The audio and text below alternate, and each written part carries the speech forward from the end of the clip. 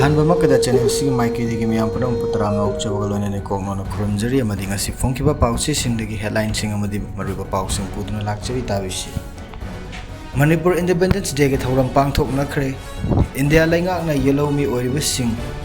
गी इंटरेस्ट थबक तगोद्रा तौरोइद्रा खंगनिंगी पीएच नंदो लोवा प्री मर्जर पॉलिटिकल स्टेटस ता लेरमनबदि हौजिक ओरिबा फिवम असी ओइरमलोइ Somendro Thokchom Manipur da kuki indigenous kuki ancestral leite nation Agastara Mari 1947 ningsing duna firal chingkhat nakre JACC na humdraga nipan subam Manipur Independence Day pangthokre hengang da en birena luching duna har gar tiranga rally chatkre Manipur da su chingnaba kaya lairambadu mayak senglakle MPCC Paumi singi mathakta sedition law season nadanaba Supreme Court ki rai IJU na taram na okre naga ge firal constituency da yasinaba tawroi moiba haujik maru aba pau tabisi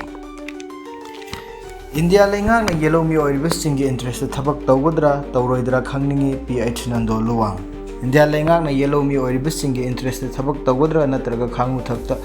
Myanmar chingba lebak ta gi changsi lakwa mitop sing asigi interest thabak tawgodribra haibase mek sengna India lengak tagi khangningi haina Protection and Preservation Committee Manipur PPCM gi convener Fairoism nando luwang na fongdokre wahengbam lekai da leba Protection and Preservative Committee Manipur PPCM gi office ta ngasi ibudok pakhang bagi tuthuk mapan yak ko firal chingkhatuna pangthokhiba humdraga nipan suba Manipur Independence Day gi thoram da nando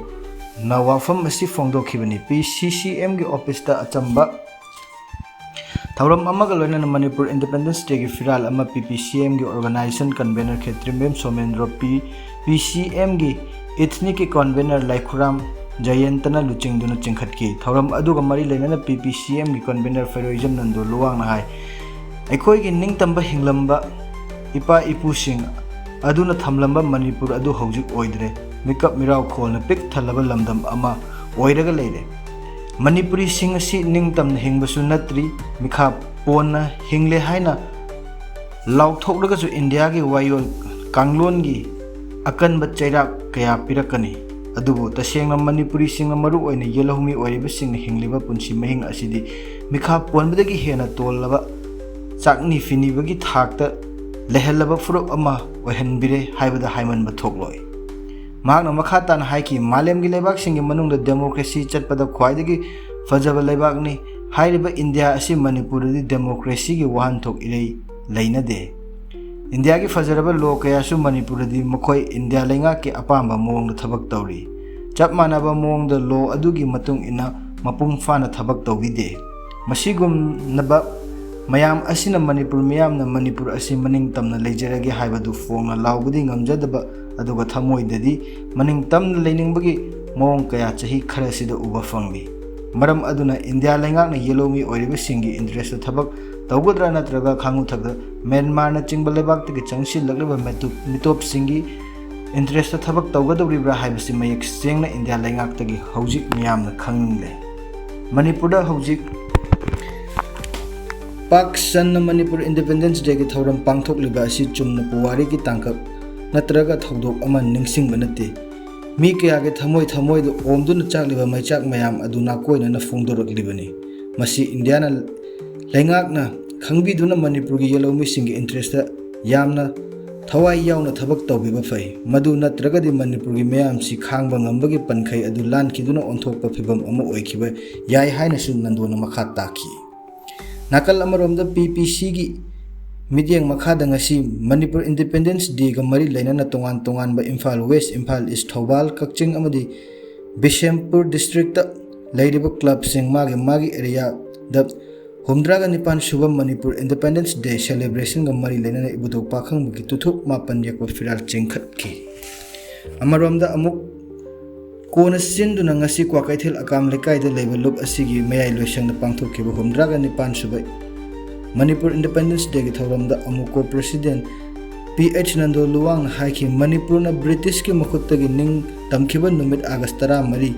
na lakpada lamdam asigi miyam na paksana ning tambagi numit palang thauram pangthok na riba asi maning makha tamna nungai na hinba pambagi ni ꯑꯃꯨꯛꯀꯣꯒꯤ ꯃꯌꯥꯏ ꯂꯣꯏꯁꯪꯗ ꯏꯕꯨꯗꯣꯛ ꯄꯥꯈꯪꯕꯒꯤ ꯇꯨꯊꯨꯞ ꯃꯥꯄꯟ ꯌꯦꯛꯄ ꯐꯤꯔꯥꯜ ꯆꯤꯡꯈꯠꯄꯒꯤ ꯊꯧꯔꯝ ꯑꯗꯨꯗ ꯄꯣꯏꯔꯩ ꯂꯩꯃꯔꯣꯜ ꯃꯩꯔꯥ ꯄꯥꯏꯕꯤ ꯑꯄꯨꯟꯕ ꯃꯅꯤꯄꯨꯔꯒꯤ president Soraisam Memcha ꯑꯃꯗꯤ all Manipur women's voluntary ꯑꯦꯁꯣꯁꯤꯌꯦꯁꯟꯒꯤ president ꯌꯨꯝꯈꯥꯏꯕꯝ ꯀꯨꯟꯖꯔꯥꯅꯤꯅ ꯆꯤꯡꯕ ꯁꯔꯨꯛ ꯌꯥꯈꯤ꯫ ꯊꯧꯔꯝ ꯑꯗꯨꯗ ꯅꯟꯗꯣ ꯂꯨꯋꯥꯡꯅ ꯍꯥꯏꯈꯤ ꯑꯩꯈꯣꯏꯅ ꯃꯅꯤꯄꯨꯔ ꯅꯤꯡꯈꯥ ꯇꯝꯕꯒꯤ ꯅꯤꯡꯁꯤꯡ ꯊꯧꯔꯝ ꯄꯥꯡꯊꯣꯛꯂꯤꯕꯁꯤ ꯅꯤꯡꯇꯝꯕ ꯍꯥꯏꯕꯁꯤꯅ ꯀꯔꯤꯅꯣ, ꯅꯤꯡꯇꯝꯕꯅ ꯀꯌꯥ ꯌꯥꯝꯅ ꯅꯨꯡꯉꯥꯏ, ꯑꯗꯨꯒ ꯃꯤꯈꯥ ꯄꯣꯟꯕ ꯍꯥꯏꯕꯁꯤꯅ ꯀꯔꯤꯅꯣ, ꯃꯤꯈꯥ ꯄꯣꯟꯕꯅ ꯀꯌꯥꯝ ꯌꯥꯝꯅ ꯋꯥꯏ ꯍꯥꯏꯕꯗꯨ ꯅꯩꯅꯕꯒꯤ ꯌꯥꯝꯅ ꯇꯉꯥꯏ ꯐꯗꯕ ꯇꯥꯟꯖꯥ ꯑꯃ ꯂꯧꯔꯤꯕꯅꯤ꯫ ꯑꯩꯈꯣꯏ ꯌꯦꯜꯂꯣꯃꯤ ꯑꯣꯏꯔꯤꯕꯁꯤꯡꯅ ꯏꯟꯗꯤꯌꯥꯗ ꯇꯤꯟꯈ꯭ꯔꯕ ꯃꯇꯨꯡ ꯊꯕꯛ ꯑꯃꯠꯇ ꯏꯅꯤꯡꯇꯝꯅ ꯇꯧꯕ ꯉꯝꯍꯟꯗ꯭ꯔꯦ꯫ ꯕ꯭ꯔꯤꯇꯤꯁꯅ ꯏꯟꯗꯤꯌꯥ, ꯄꯥꯀꯤꯁꯇꯥꯟ ꯑꯃꯗꯤ ꯃꯅꯤꯄꯨꯔꯁꯤ 1947ꯒꯤ ꯑꯥꯒꯁ 13 ꯑꯃꯗꯤ 15ꯒ ꯂꯣꯟꯅꯕ ꯑꯍꯤꯡ ꯄꯨꯡ 12 ꯅꯤꯡꯇꯝꯕ ꯄꯤꯔꯝꯕꯅꯤ꯫ ꯃꯁꯤꯗ ꯃꯅꯤꯄꯨꯔ ꯑꯃꯗꯤ ꯄꯥꯀꯤꯁꯇꯥꯟ ꯏꯟꯗꯤꯄꯦꯟꯗꯦꯟꯁ ꯗꯦꯒꯤ ꯅꯨꯃꯤꯠꯁꯤ ꯑꯥꯒꯁ 13 ꯑꯣꯏꯅ ꯂꯧꯔꯤ, ꯑꯗꯨꯒ ꯏꯟꯗꯤꯌꯥꯒꯤꯅ ꯑꯥꯒꯁ 15 ꯑꯣꯏꯅ ꯂꯧꯔꯤ꯫ ꯃꯇꯥꯡ ꯑꯁꯤꯗ ꯏꯟꯗꯤꯌꯥꯅ ꯑꯣꯒꯁ 15 ꯑꯁꯤꯗ ꯏꯟꯗꯤꯄꯦꯟꯗꯦꯟꯁ ꯗꯦ ꯑꯣꯏꯅ ꯄꯥꯡꯊꯣꯛꯂꯤꯕ ꯑꯁꯤ ꯕ꯭ꯔꯤꯇꯤꯁꯅ ꯏꯟꯗꯤꯌꯥꯕꯨ ꯅꯤꯡꯇꯝꯕ ꯄꯤꯔꯝꯕ ꯍꯥꯏꯕꯗꯤ ꯏꯪ 1947ꯒꯤ ꯃꯇꯝꯗ ꯏꯟꯗꯤꯌꯥꯒꯤ ꯅꯤꯡꯇꯝꯕ ꯇꯥꯟꯈꯤꯕ ꯂꯨꯆꯤꯡꯕꯁꯤꯡ ꯑꯗꯨꯅ ꯈꯟꯈꯤꯕ ꯋꯥꯈꯜ ꯑꯗꯨꯒ ꯆꯥꯟꯅꯔꯤꯕ꯭ꯔꯥ ꯍꯥꯏꯕꯁꯤ ꯍꯧꯖꯤꯛ ꯍꯪꯅꯤꯡꯉꯥꯏ ꯑꯣꯏ, ꯃꯔꯝꯗꯤ ꯍꯥꯟꯅ ꯏꯟꯗꯤꯌꯥꯒꯤ ꯅꯤꯡꯇꯝꯕ ꯄꯤꯅꯕ ꯑꯌꯥꯝꯕ ꯊꯕꯛ ꯇꯧꯔꯝꯕ ꯂꯣꯔꯗ ꯋꯦꯜꯕꯦꯟꯅ ꯏꯟꯗꯤꯌꯥꯒꯤ ꯅꯤꯡꯇꯝꯕ ꯄꯤꯕꯒꯤ ꯊꯕꯛꯁꯤ 1948ꯀꯤ ꯖꯨꯟ ꯊꯥꯗ ꯇꯧꯅꯕ ꯍꯣꯠꯅꯈꯤꯕꯅꯤ꯫ ꯍꯥꯏꯔꯤꯕ ꯅꯨꯃꯤꯠꯁꯤꯡ ꯑꯁꯤ ꯃꯍꯥꯛꯅ ꯁꯦꯀꯦꯟ ꯋꯥꯔꯜꯗ ꯋꯥꯔꯒꯤ ꯃꯇꯝꯗ ꯑꯦꯂꯥꯏꯠ ꯐꯣꯔꯁꯀꯤ ꯀꯃꯥꯟꯗꯔ ꯑꯣꯏꯔꯤꯉꯩꯗ ꯖꯄꯥꯟꯒꯤ ꯂꯥꯟꯃꯤꯁꯤꯡꯅ ꯄꯥꯛꯇꯛꯅꯅ ꯁꯔꯦꯟꯗꯔ ꯇꯧꯔꯛꯈꯤꯕ ꯅꯨꯃꯤꯠ ꯑꯣꯏꯕꯅ ꯃꯍꯥꯛꯀꯤ ꯌꯥꯝꯅ ꯑꯐꯕ ꯅꯨꯃꯤꯠ ꯑꯃꯅꯤ꯫ ꯃꯔꯝ ꯑꯗꯨꯅ ꯏꯟꯗꯤꯌꯥꯒꯤ ꯏꯟꯗꯤꯄꯦꯟꯗꯦꯟꯁꯀꯤꯗꯃꯛ ꯑꯥꯒꯁ 15ꯒꯤ ꯅꯨꯃꯤꯠ ꯑꯗꯨ ꯄꯜꯂꯝꯂꯒ ꯂꯧꯔꯣ, ꯄꯥꯝꯗ꯭ꯔꯒ ꯇꯣꯛꯂꯣ ꯍꯥꯏꯔꯛꯄꯗꯒꯤ ꯏꯟꯗꯤꯌꯥꯒꯤ ꯂꯨꯆꯤꯡꯕꯁꯤꯡ ꯑꯗꯨꯅ ꯂꯣꯔꯗ ꯃꯥꯎꯟꯇꯦꯟꯕꯤꯒꯤꯁꯨ ꯁꯣꯏꯗꯅꯕ ꯑꯃꯗꯤ ꯏꯟꯗꯤꯌꯥꯒꯤꯁꯨ ꯅꯤꯡꯇꯝꯕ ꯅꯨꯃꯤꯠꯇꯨ ꯐꯠꯇꯕ ꯅꯨꯃꯤꯠꯇ ꯑꯣꯏꯗꯅꯕ ꯍꯥꯏꯕꯗꯨ ꯑꯥꯒꯁ 13 ꯑꯃꯗꯤ 15ꯒꯤ ꯂꯣꯟꯅꯕ ꯑꯍꯤꯡ ꯄꯨꯡ 12 ꯏꯟꯗꯤꯌꯥꯒꯤ ꯅꯤꯡꯇꯝꯕ ꯄꯤꯅꯕ ꯍꯥꯏꯖꯈꯤ ꯍꯥꯏꯅ ꯃꯈꯥ ꯇꯥꯅ ꯄꯟꯈꯤ꯫ ꯑꯃꯗꯤ ꯃꯁꯤꯅ ꯉꯁꯤꯒꯤ ꯃꯔꯨꯑꯣꯏꯕ ꯍꯦꯗꯂꯥꯏꯟꯁꯤꯡ ꯑꯃꯗꯤ ꯃꯔꯨꯑꯣꯏꯕ ꯄꯥꯎꯁꯤꯡ ꯇꯥꯕꯤꯔꯤꯕꯁꯤꯡꯕꯨ ꯑꯃꯨꯛꯀ ꯈꯨꯔꯨꯝꯖꯔꯤ, ꯑꯃꯗꯤ ꯆꯦꯅꯦꯜꯁꯤꯕꯨ ꯂꯥꯏꯛ, ꯁꯦꯌꯔ ꯑꯃꯗꯤ ꯁꯕꯁꯀ꯭ꯔꯥꯏꯕ ꯇꯧꯕꯤꯕ ꯀꯥꯎꯕꯤꯒꯅꯨ꯫